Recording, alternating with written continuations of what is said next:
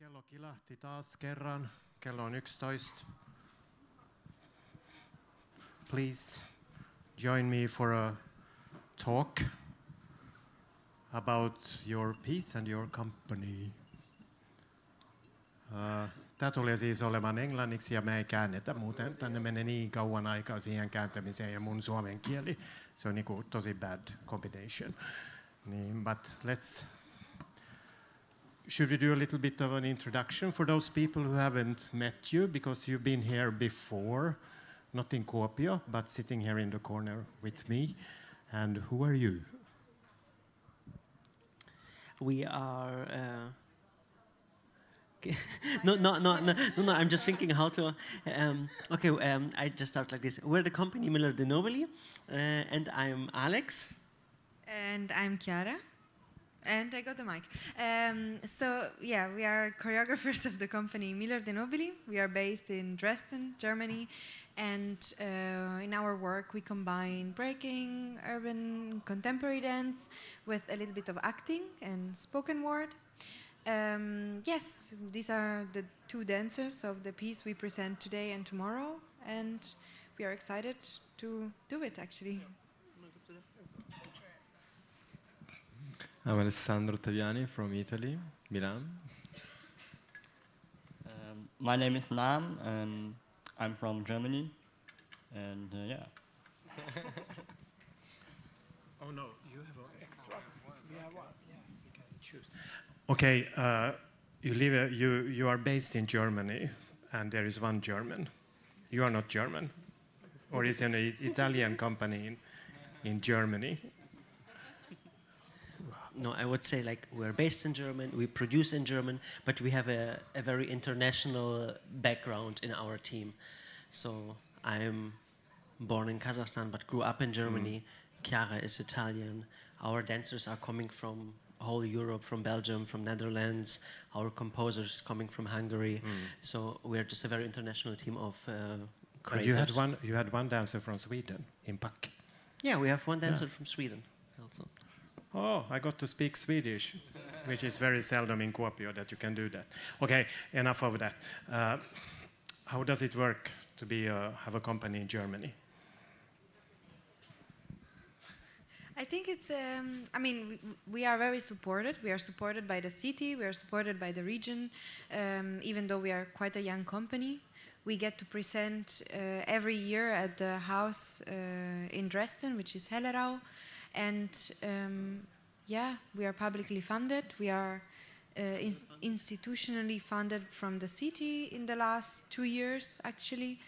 And we are underfunded because times are hard and cultural cuts are everywhere. But we try our best. We push very hard to still make it and to live for these specific moments of being on stage, getting to present our work in amazing places, festivals around Europe and all over the world. But you are still lacking money because you have apply that you can get some more funding. Could you tell me something about that? Exactly. The funding system in Germany works like this, that you find a house that is producing your work, which gives you a small amount. But with this you can apply for further grants, first on the city level, and then on the regional level, and then on the federal level. So this means that the majority of our work is actually not choreographing. The majority of our work is actually sitting in front of the desk and applying for grants, for the production, for touring, and so on and so on. And that's a continuous work.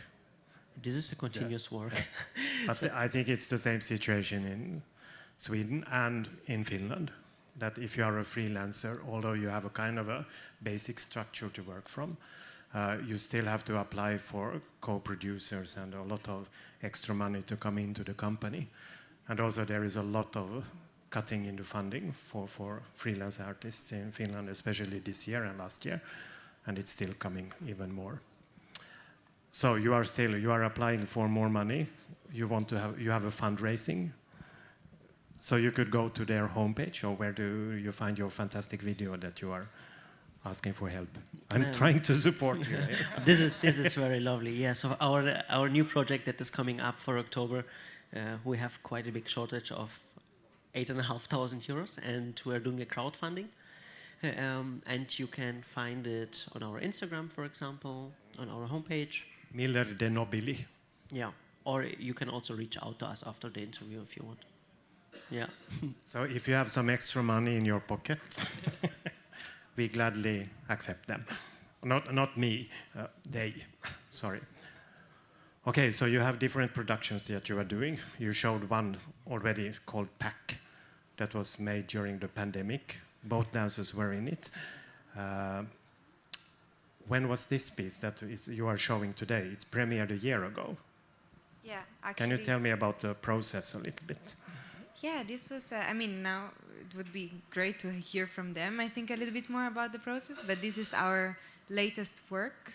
And we were always the four of us in the studio, so you can hear better from them how it was to just have us all the time on them. I'm asking you first, so you give your version, and then we will see if it's correct. Okay.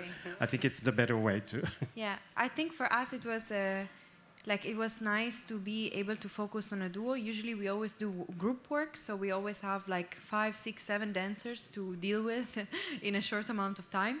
And actually having a duo meant really that we could focus on a long term, on the smallest details, being like one-to-one, exchanging with them. We always, as I said, also for PAC, but also for this work, we always work in collaboration with our dancers. So we create the choreography also in collaboration, the characters in collaboration. This work is very, very complex because it has not only the side of the dancing part and the individuality, but it also has very complex characters which are coming from the Beckett's play Waiting for Godot, which was our inspiration.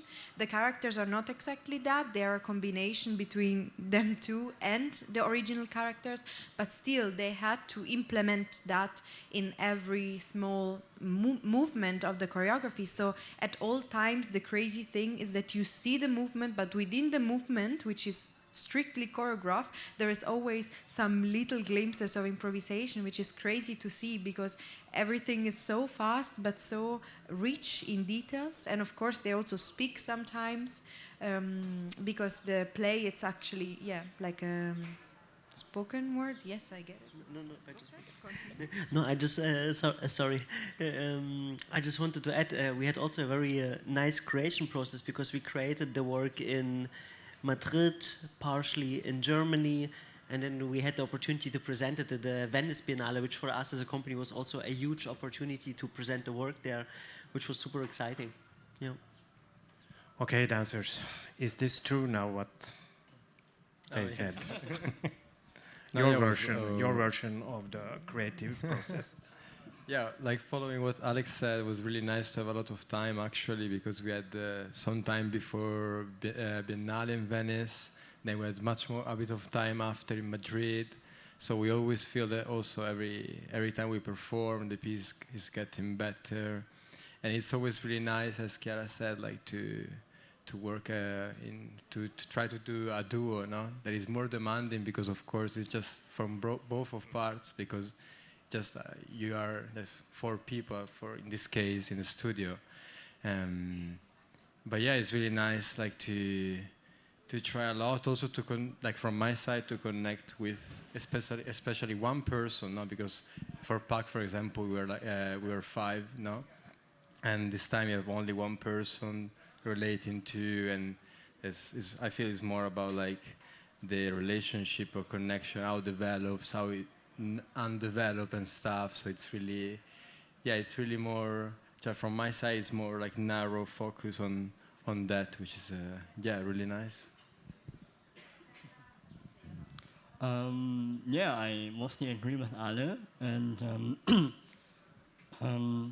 it's also the first time I'm dancing like a duet in this length, and so it was quite also intense, the process.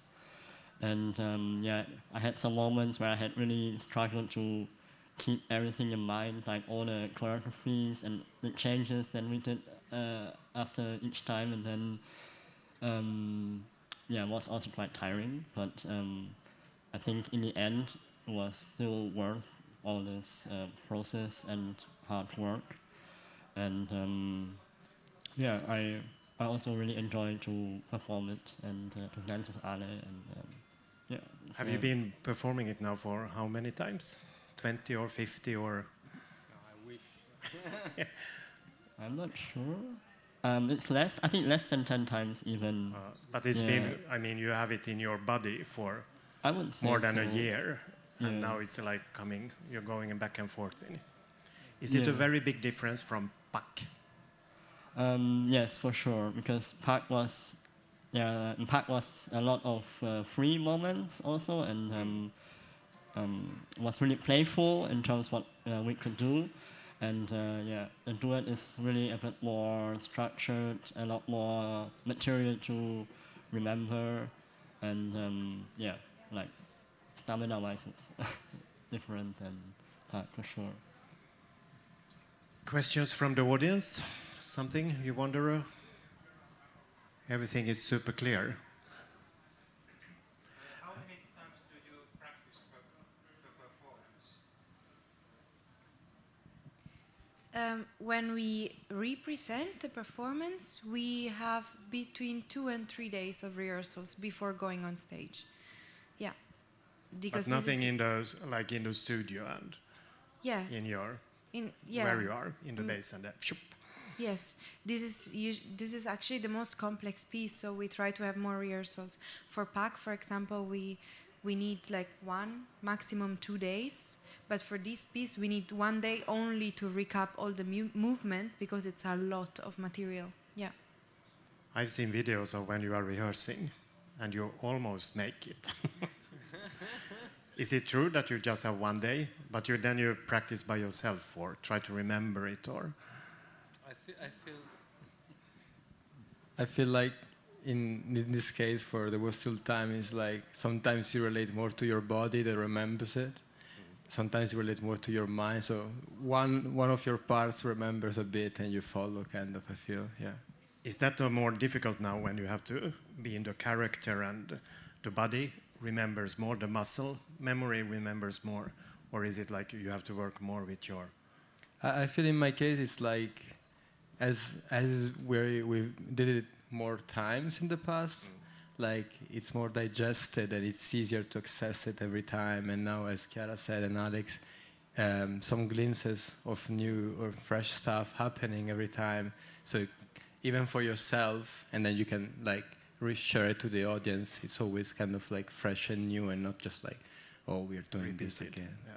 I did a very strange thing. We did a video filming of old pieces that were like 3 years old, and I thought we needed 1 week at least to do the piece. I didn't remember it, but the dancers, they were just 1 day and everything was fixed, because it's still there. If you know that, okay, this is coming up, then it somehow stay in your body. And this happens a lot, I think, of if you have the opportunity to come back to the pieces. So the body remembers a lot more than we think that the body actually does. And I think that's really some knowledge that we should talk a little bit more about. But some people say, well, they are just stupid because we just keep on doing. But there is some other kind of knowledge that you have in the body that is like, you know how to drink water. You don't even think about it. And sometimes then to add on top of that different qualities.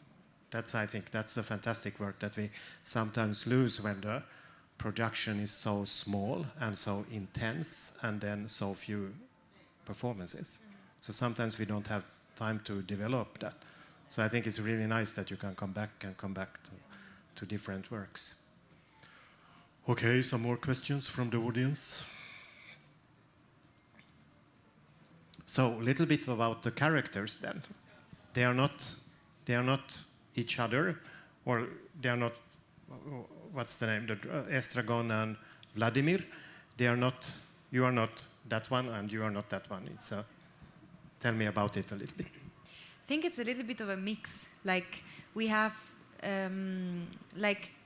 actually the original characters are also very similar to both. So it was easy privately. Privately. So it was easy to find a match. Like Nam is playing Vladimir, and Vladimir is really like this very logic driven person, so it's very focused, but at the same time has this way of feeling emotions which is really deep and subtle, and this is like, I would say, also very similar to how Nam is, or I guess. I think I know Nam since forever and I still don't know him, so it might be that I'm wrong.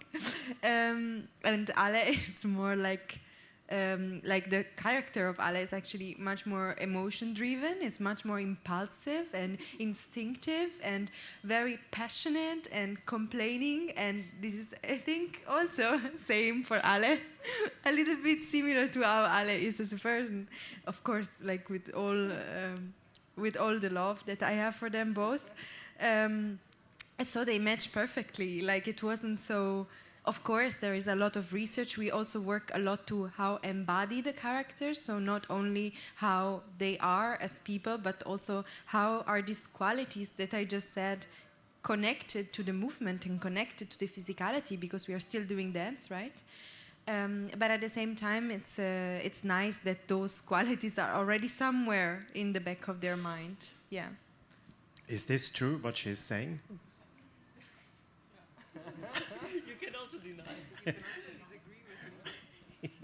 It seems like they are okay with that description. So is there a lot of talk in the piece? I feel like enough, but not too much. Not a lot, but like I feel essential, like to kind of follow a thing. I would say that, no? But you also talk with your buddies. So it's just not like words coming out. Okay, there are a few words, and then there is a lot of body language that... Yeah, like, I mean, it's still mostly dance, and then there are some moments with dialogues to give a certain idea what is happening or what is happening next, or to, give some glimpses of the storyline, One stupid question now, if I may ask. How did you end up with the socks? How do you mean? How, the colorful socks. You mean the socks that we had that you see on the pictures and the socks that are now? Oh, you have changed them? Yeah, we changed them. Oh. We changed because them. on our homepage we like socks 50% or... Yeah, no, okay, the so thing new was information coming up here. the honest description is like this. We went to Venice. Yeah. We saw all the tourists, and you were like, okay, one of our characters should look like a tourist in Venice. So this is how the Hawaii shirt came out. Yeah. Yeah? That is still there? No. No. No. Okay. So this is how the first version of the costumes were like, okay, we just try this. And then a couple of months later, we saw it, we were like, whoa, what did we thought about this? So we adjusted the costumes.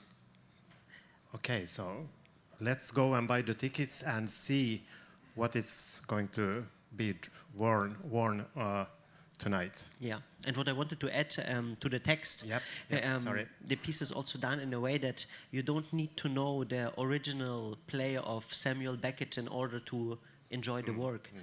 Because the way we implement the text is more like a couple of fragments, a couple of, as Nam was explaining, just giving you a hint of what was coming or what is going to happen. But it's not like a text-based piece. It's also not the text of the original play. Like, it takes little bits of the original, but it's actually restructured and rebuilt from little bits of the text. With our dramaturg helped us to do that, to really like, rather than the text explaining what is going on then in the dance, to rather create like a molded thing that the text is kind of increasing the amount of informations that are in the piece, but it's not repeating what we already see in the dance. And these are just background information that you can have, or you can just come and see and don't know anything about the piece. So I think it's still working very, very well as a dance production or a stage production. Because we shouldn't divide it too much. Sorry, can I ask one? Yes. Sorry, I just came a little late, so I didn't I wasn't here in the beginning. Did you say something about your motive? motive in dance. Why do you dance?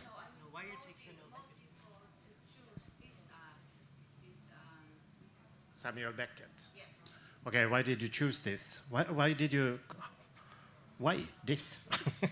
Simple question. Why this production? Yeah, I think it's generally we are in our work we like absurdity, and so we are kind of driven to the theater of the absurd in general. This is, I don't know, our favorite play a little bit. So we said one day we will do it, and then we finally did it. And even though we know that actually it's very controversial, because back then Samuel Beckett was, I don't know, very sexist. He wrote a testament or a manuscript or something where he said no, women are not allowed to play these roles or something. So there are, of course, as every time in art in the past, there are the controversies of this person doing this play, but the play itself, and again, we take it as an inspiration, we do not reference exactly the play, then it has its beauty, it has its the topic of waiting for us has had a lot of like contemporary parallels into, okay, how do we wait today? We are overwhelmed by everything. We cannot just sit and wait. So how is the waiting of this world today looking like? And how can we bring it on stage? So that's why, like you will see, there is, I don't know, there is this little cherry, which the piece is a complete chaos of... Okay, spoiler alert, coming up. Some cherries there anyway, so we'll see that. But there are no Hawaii shirts. So I just add to the waiting in contemporary times. We were looking on this, and we were reflecting what Chiara said. Like, we're not able to wait. We're constantly either on the phone. So a lot of the inspiration of this fast pace that the piece is going on is actually also coming from the fact of, like, we need constantly stimulation of information. Otherwise, we don't know what to do. So it's like a really different way in comparison to the real work. Yeah. There's a lot happening in the piece. It's a lot happening. Lot of dance, a lot of information, and. No, I was afraid you will spoil the one scene. Yeah. Okay, go and look for the cherry. Now maybe we should go say thank you to you, and you can go to the theater or somewhere else. Sauna, if you have seen any of Kuopio, you still because we have the next guest coming and talking. So good luck with the performance. The performance is today at 5 o'clock. So, and there is a performance tomorrow as well on the small stage in the City Theatre. So thank you very much. Good luck.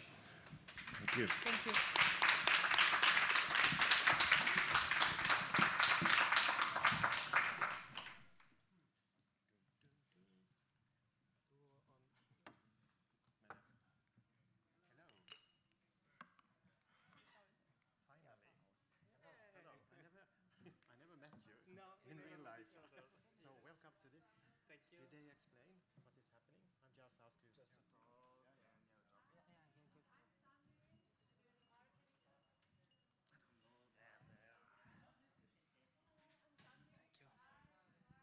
Okay, Sanni, thank you. Goodbye. Okay, our next guest is Monsieur Gabriel from France. Could you make an introduction of yourself and who you are representing and what you are doing? Yeah. And welcome to Kuopio. Thank you. Kiitos, something like that. Kiitos, Yeah, yes. Kiitos. Hello. Well, my name is Guillaume Gabriel, and I'm the co-founder of the company Hervé Koubi. We created the company 25 years ago. So if you have questions in any field, I could answer you because, yeah. You know everything. Yeah. I hope. Yep. No, yes. And in the company, in the beginning, we created the company, so we were doing a lot of things all together, like dancing and paperwork and everything. And I keep on doing all these things around, but I don't dance anymore. That's the only thing that But you've been dancing. You've been dancing in the yes in the early Yeah. years of the company. Yes, yes, and there has been a change in the path of the company because Hervé Koubi was trained like a ballet dancer, so he had a training like a dancer in the Rosella Hightower School. I don't know if you've heard about it. It's a very famous dance school in the south of France, in Cannes. And he was trained like a contemporary dancers, and he danced in contemporary companies like several choreographic national centers in France. And his personal history made that there has been a change in the path of the company. Hervé, you know, it's a very French name. It's just like François or Pierre. It's very, very French. Pekka. In Finnish, it's Pekka.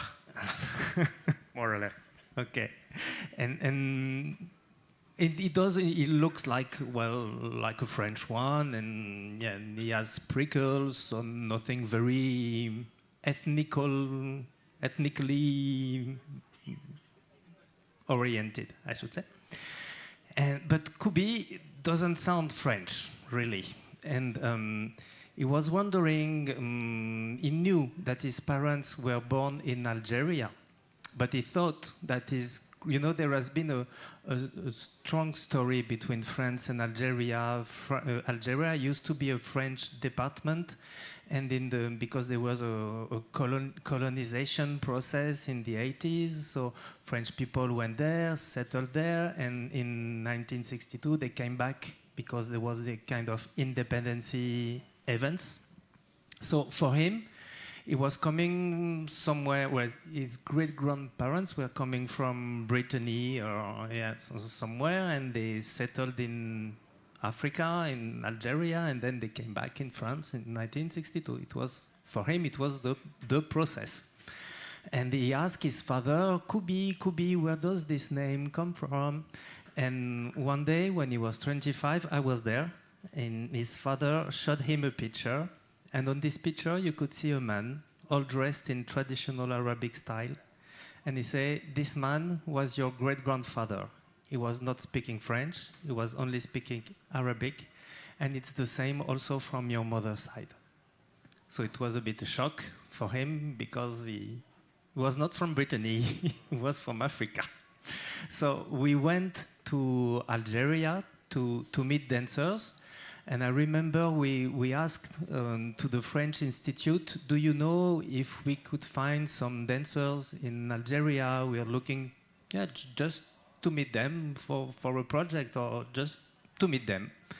And they said, there are no dancers in Algeria, but you can go. Good luck. That's what we've been told. It was in 2019. 2009. 2009. Yeah. Okay, we said, okay, let's go to Algeria and see no dancers. Hopefully, we had 5 little email addresses, so we send an email to those 5 dancers and say, if you have connections, feel free to pass the message, and we would like to meet dancers. And the day of the supposed casting in Algeria, we went in the French Institute, and I remember a little joke because when we came inside the French Institute, there was a big buffet with a lot of croissant and pain and chocolate bread, something like that. Say, oh, nice, they welcome us. But this was not for us. They totally forgot that we had a casting. But there were in the street 2,050 people, and there was the non-dancers. The non-dancers were there. 2,049 boys and 1 girl. And then that was the beginning of the change, because those dancers were not dancers from contemporary dance or classical background. They were street dancers. They were coming from the street, like hip-hop and urban dance and capoeira. Because there is no structure in Algeria to learn to dance in a really clear frame of learning dance. So we had those dancers. You didn't you didn't employ every one of them. Yeah, You chose we some. chose them. Yeah, and that was the question, because there was one girl, and I remember, yes, yes, what do we do?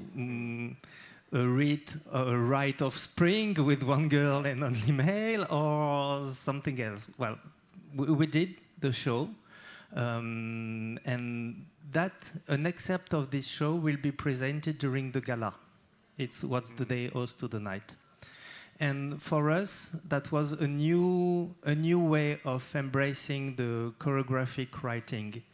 We had urban dancers. For most of them, they never put a foot on stage before. They were only meeting in battles where you have to give all your energy in like 2 minutes, and that's all. And now the challenge was to go for 1 hour show, always on stage, not only be in the performance, in the show off, but to learn how to put meaning in your moves and how to dance together, not only yourself in the middle because you represent you.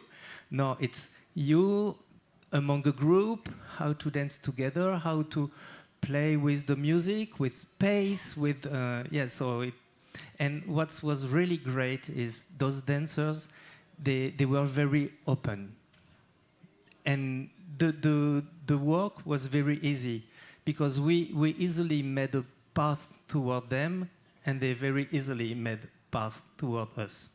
So it was a kind of new way of thinking choreography, just like we didn't want to make them contemporary dancers, but we didn't want to make a hip-hop contemporary show also.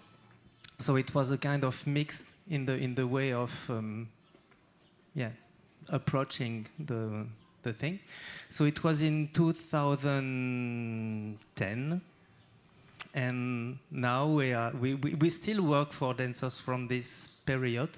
Yeah. And so how did this production that we are presenting today, how did this happen? No, this is the one we will present during the gala. Yeah, I know. But if we go back to what we are doing Okay. today, Of Sol Invictus. So Yes. Sol Invictus. Yeah, there are still dancers from that production. Yes. Still in well, the company. Not dancing, but there is Faisal, who is the one who leads all the rehearsal and is we could say the right arm of Hervé now for this moment. He's still from the first meeting Epoca. there. Yes. Fantastic. And that's really yes. nice. And there has been changes of focuses. You know, for What the Day owes to the Night, it was really Hervé Koubi's history. He dreamt of Orient, so he put in dances all his dreams of Orient. After that, we did another project which was called the Barbarian Nights, or the first nights of the first downs of the world. Yeah, it is. Yeah, and this was to pay tribute to all the population, to all the cultures that made the Mediterranean basin on which we are all standing. And after that, there was Sol Invictus. And Sol Invictus... So this is Sol Invictus is like the 1 to 3rd? Or there are some smaller works in it? We always take more and more distance about Hervé history. Yeah. With Sol Invictus, we wanted to go back to dance. And I remember when we created the company at the very beginning, it was in 2000, Hervé was very touched by the meetings in the popular balls. You know, when you play folk music and how the dance had this power to gather people, no matter their origins, their cultures, their religions, whatever. Music makes people dance. And Sol Invictus is a bit of that, is how dance can bring people together.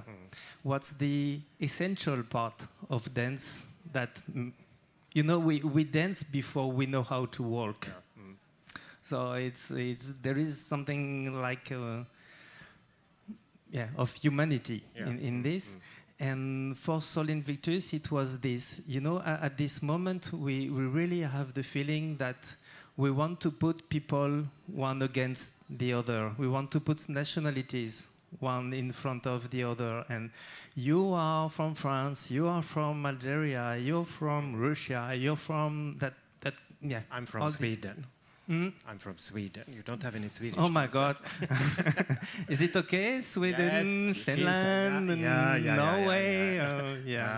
Kind More or of, less. yeah. We have one Swedish musician who did the music for Sol Yeah, Invictus. Mikael Karlsson. Mikael Karlsson, He's yes. very popular in Sweden. Okay. And he's a fantastic musician. Yes. Isn't it? Because there Yes. is a lot of his music in there. Not a lot, but one track is... We met him with a ballet he did for Alexander Ekman. Ekman, Yes. Swede. And He's living close to me in Okay. Stockholm. So, Okay. Well, anyway, blah, blah, blah. Private information, sorry. Now we're in Finland, so Yes, we should concentrate. Okay, so Sol Invictus is now, this is the second year touring? 3 years ago. We created it in 2023. Yes. Yes. 3, 4, 5. So yes, you've it's been the touring. second season. Yeah. You tour a lot. Yes. Has it always been like you are touring a lot, or is this your breakthrough touring? No, it's been at least 10 years that we are Yeah. touring a lot. Yes. There has been a change with the USA. Because, you know, in France, there is a kind of perception of your work, which is very like you are on the good side, seen from the Ministry of Culture, or on the wrong side. Yeah. Don't say bad, it's wrong. So you should be able to create according to the Ministry of Culture, or you shouldn't. Some certain restrictions in one way, or if you do like kind of this, then It's yes, you have to follow the trend. yeah. I remember when we started the company in 2000, I told you we were moved by the popular dances, by a dance that dances, and it was in the middle of the no dance area, epoca in France, where you had to dance with bags on your head or without music, or it was We are a little bit there also in the Nordic countries.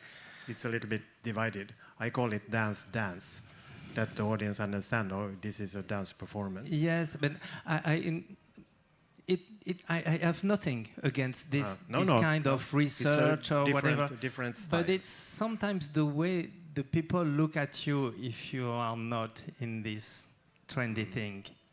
And we should be able to, I think diversity is always a plus. Yes. So there should be possibilities for everyone to exist in a sense. But sometimes there are trends, and I think the dance community is also or the people who are deciding about the money situation, they are a little bit too trendy. They are a little bit too unsecure in saying, okay, we want to support this, and then they stand for supporting this, or then they don't want to support them. So it's a little bit like they should be to do this and see where is the wind blowing and see how it is. Yes, but then consistency, it also like you keep on doing, you do your work. Yeah.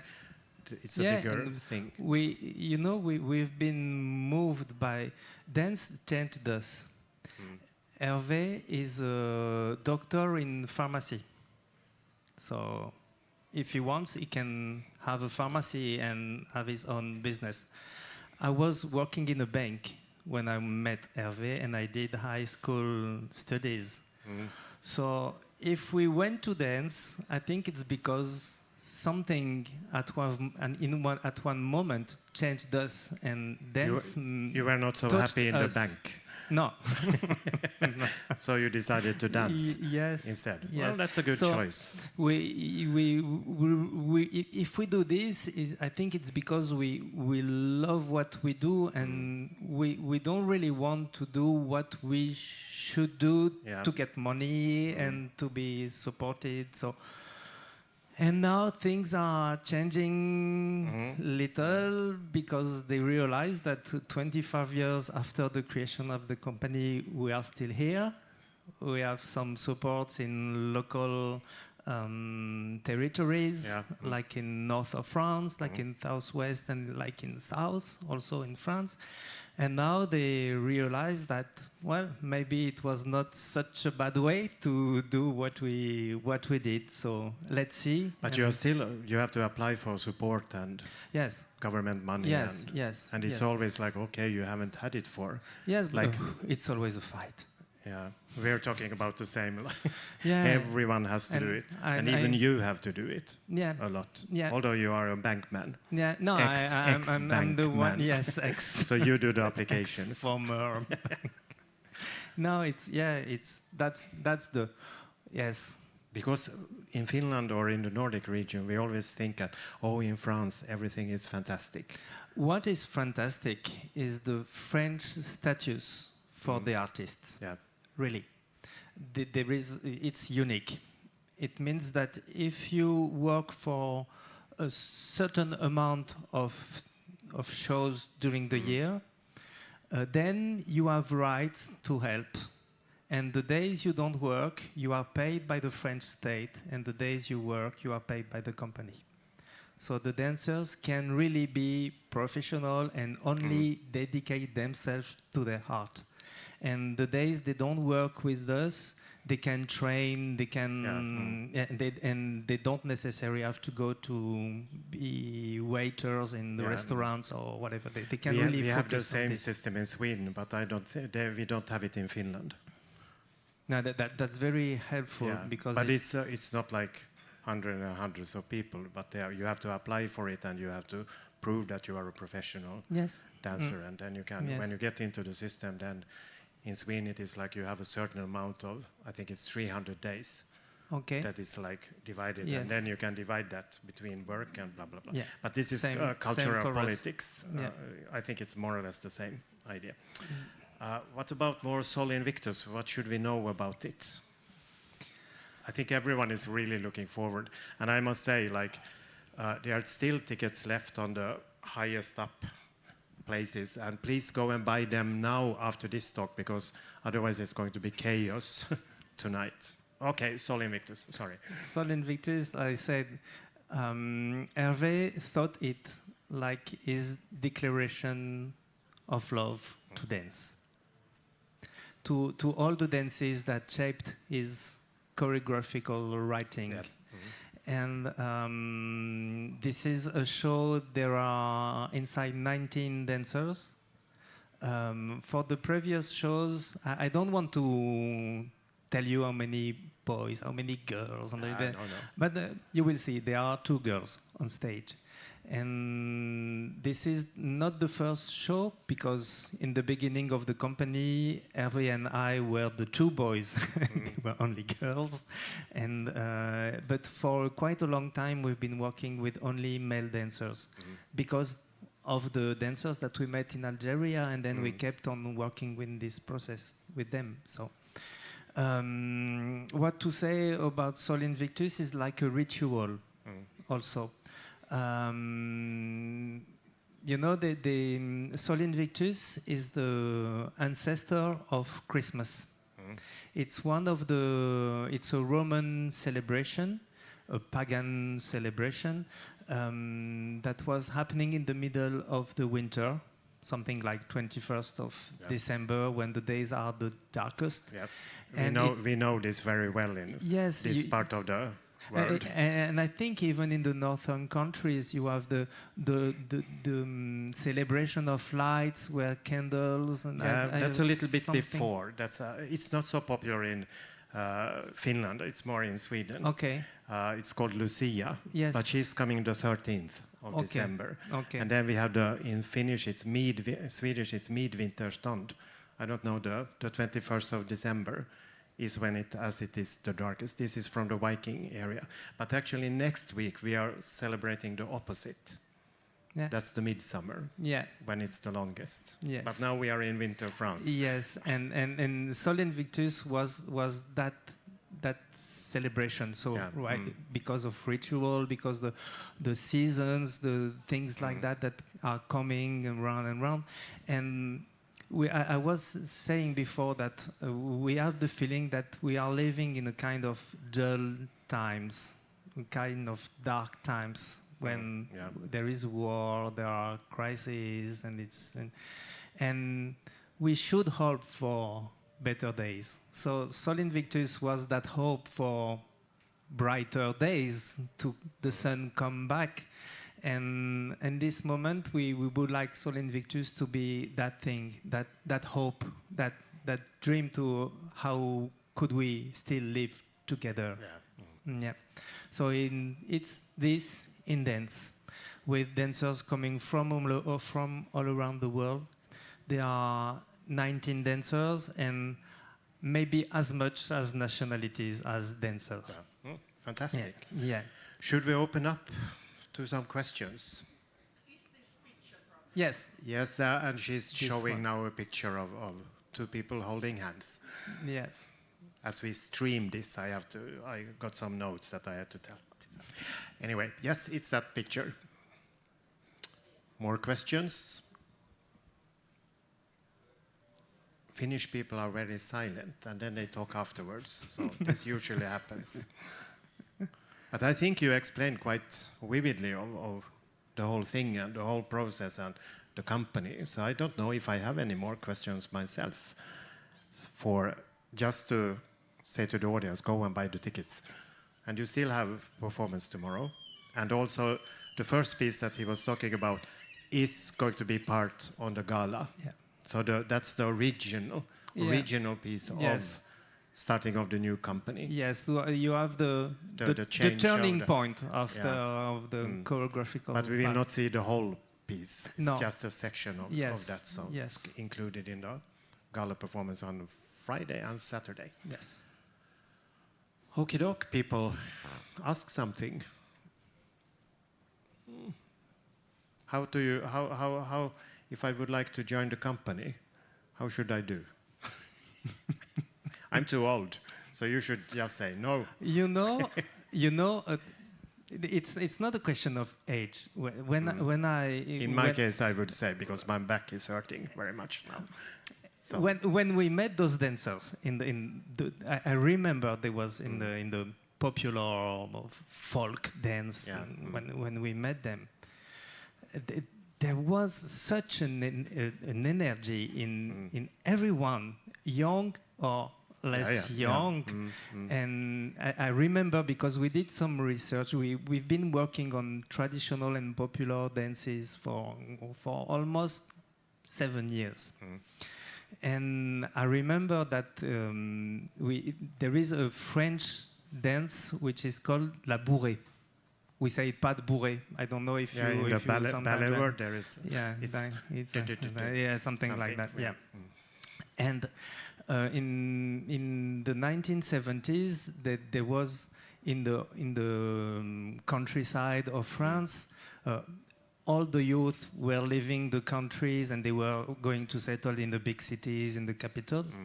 And there are a few little young that really wanted to keep the history of dance, of traditional dancing and everything. So they went with camera in the countryside and tried to save some special dance step. And they went to see someone, and they say they've been told this guy has a very particular. He created a kind of dance. You should go. It's kind of unique. And so they went to see, and yes, this man was dancing a kind of never seen before bourrée. And they took it on video and said, "Oh my God, it's so different. That's great."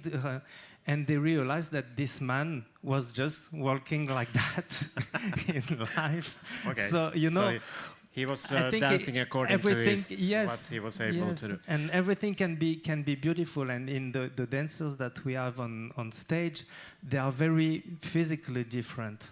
And this is what interests us also. That diversity in the culture, in the religions and nationalities, but also in the bodies. You will see some guys with a lot of tattoos everywhere, and some other look like the son of the ambassador. Okay, I go and check and see who is over there. Do they get along in the company?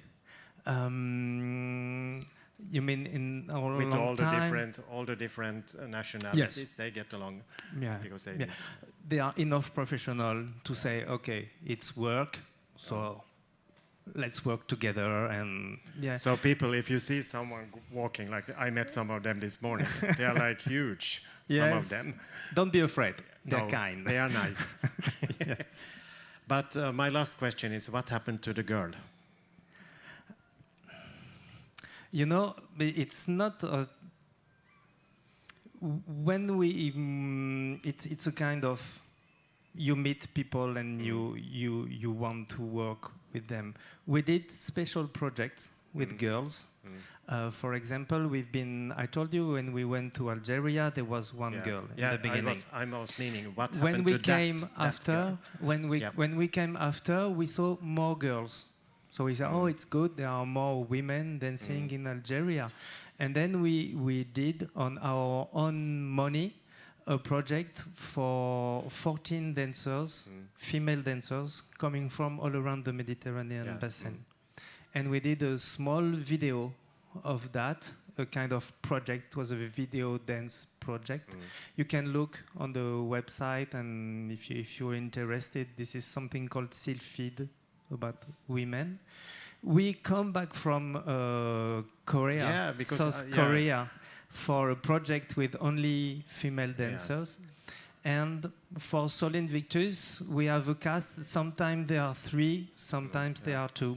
Because yes, Joy, she's living in the USA, and she's not always free because she has some other projects. So yes, sometimes no. And I would say I don't like to put quotas and say we have to be 50-50. I think the most important is that the whatever group works for that production that you are doing. So it's a process. Okay, guys, thank you very much. If you don't have any more questions, or if you have, we can keep on talking the whole day. Yeah. Okay, so 7 o'clock today. Is it 7 o'clock tomorrow also? Yes. I live day by day nowadays. It's Me too. It's like, okay, so we know it's 7 o'clock both days in the arena, in the ice hockey arena. So welcome, buy your tickets. Thank you very much. Thank you.